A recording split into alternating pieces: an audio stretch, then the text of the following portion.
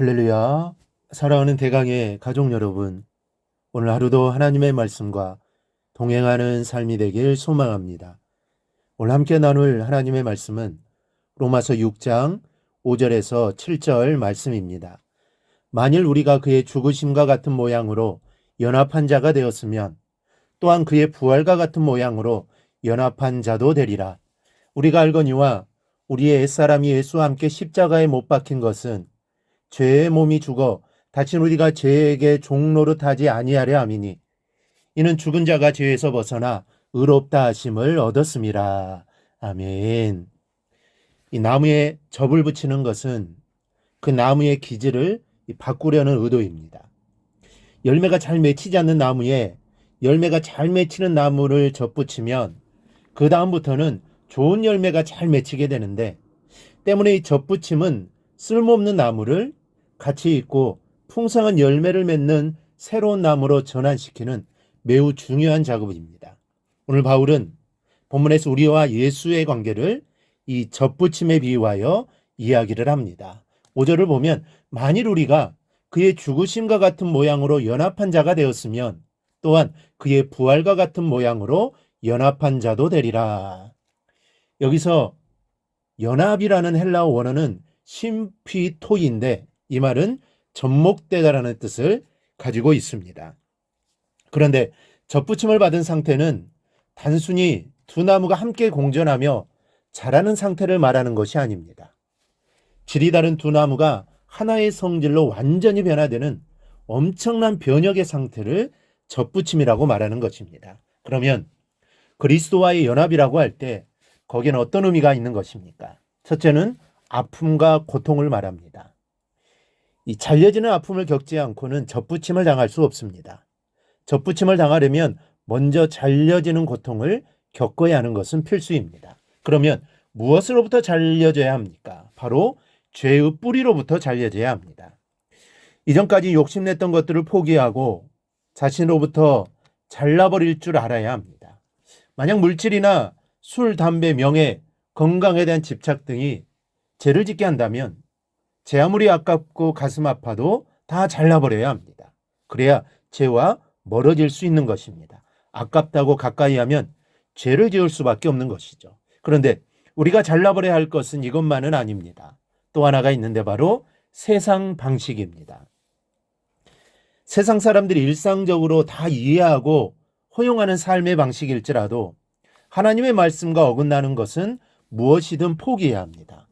그러다 보면 손해를 볼 수 있습니다. 아니, 손해를 볼 수밖에 없습니다. 사는 것이 많은 부분 불편해지게 됩니다. 하고 싶은 것 하지 못하는 욕구불만이 일시적으로 생길 수도 있습니다. 이전까지 잘 되던 일이 잘 되지 않고 막히는 것 같을 때도 분명히 있을 것입니다. 화가 나도 참고 용서해야 합니다. 그러니 심리적으로, 경제적으로 타격이 있을 것이고 아픔을 겪지 않을 수 없습니다. 그러나 성숙한 그리스도인은 그렇게 해서 만들어져 가는 것입니다. 아픔이 없는 성숙은 없다고 했습니다. 세상으로부터 나를 잘라내는 과정과 그 과정에서의 아픔을 겪지 않고는 절대로 그리스도와의 연합이란 있을 수 없습니다. 잘라내는 아픔을 겪은 만큼 연합하게 됩니다. 그러므로 우리도 잘라내는 삶을 살아야 합니다. 내가 하나님을 믿는데, 내가 주님과 동행하는데 방해되는 것들이 있다면 과감하게 잘라내버려야 합니다. 그래야 그리스도와 연합할 수 있습니다. 이 사실을 기억하고 늘 잘라내는 연습을 하여 하나님과 늘 하나 되는 삶을 살아가기를 바랍니다. 둘째는 예수와 하나 되는 것을 말합니다. 연합이라는 것은 서로 다른 둘이 서로 협력하기 위해 손을 잡은 차원이 아닙니다. 우리가 예수 그리스도와 한 덩어리가 되었고 이제는 예수와 나 이렇게 둘이 상호 협력하는 것이 아닙니다.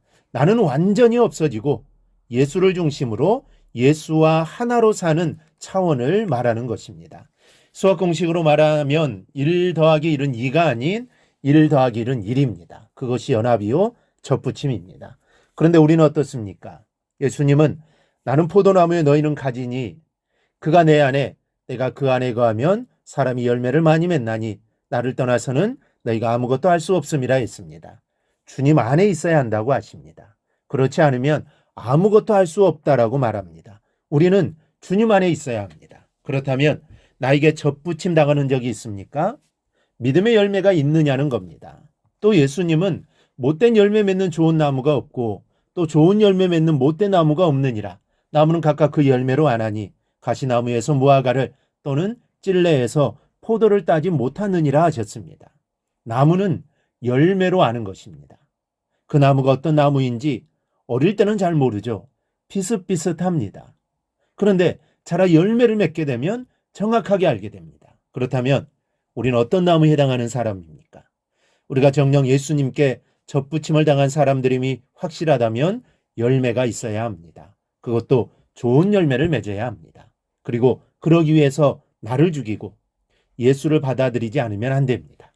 예수님의 생각이 내 생각이 되고 예수님의 관심이 내 관심이 되고 내 마음이 온통 예수님과 예수님의 말씀으로 가득 차야 합니다. 그래서 내 고집, 내 생각이 있을 곳이 없을 때 그렇게 해서 내가 완전히 예수와 하나가 되고 내가 예수님께 접붙임 당한 바 되었을 때 좋은 열매를 맺을 수 있는 것임을 잊지 않기를 바랍니다. 그러니 고통을 사랑하는 성도들이 되어야 합니다. 죄의 대가로 주어지는 고통이 아니라 안 되고 망해서 당하는 고통이 아니라 의를 위해서 스스로 감수하는 고통을 사랑해야 합니다. 주님도 의를 위해 나의 구원을 위해 스스로 고난을 감수하셨습니다. 그래서 우리가 구원받은 것입니다. 그럼 그의 제자인 우리도 마땅히 고난을 스스로 감수해야 합니다. 즉 받아들여야 합니다. 그리고 나를 죽여 예수와 하나 되기를 힘쓰십시오. 내 생각 내 뜻에 예수를 맞추어 하나 되는 것이 아니라 내가 예수께 맞추어 하나 되는 역사가 여러분에게 있기를 바랍니다. 그리하여 주님과 늘 동행하는 삶을 살아 하나님께 귀하게 쓰임받는 우리 성도들이 되기를 주님의 이름으로 축원합니다. 오늘 묵상한 말씀을 굳게 잡고 삶으로 실천하며 살아내는 대강의 모든 성도들이 되기를 축복합니다.